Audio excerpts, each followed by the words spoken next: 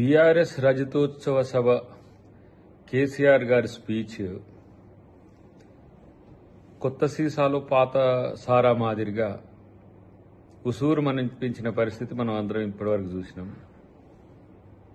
రాష్ట్రాన్ని ఎక్కడికో ఆయన డెవలప్ చేస్తే కాంగ్రెస్ పార్టీ ఎక్కడికో తీసుకుపోయిందని వాపోతున్న కేసీఆర్ గారు మీరు 7 లక్షల కోట్ల అప్పు చేసి తెలంగాణ ప్రజల్ని ఏ విధంగా దోచుకుందనేది మీకు అర్థం కాకపోయినా ఇంకా తెలంగాణ ప్రజలకు అర్థమైతేనే ఉంది.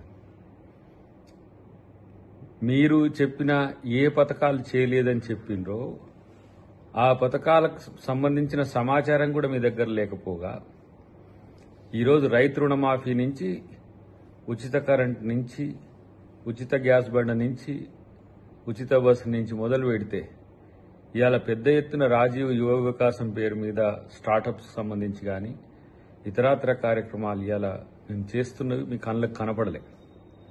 ప్రత్యేకించి బీసీ బిల్ చేసినాం, ఎస్సీ కేటగరైజేషన్ చేసినాం. చరిత్రలో భారతదేశంలో ఏ ప్రభుత్వం ఇయ్యని సన్నబియ్యం పథకాన్ని ఈరోజు చేస్తే అవి చెప్పడానికి నోరు రాదు మీకు.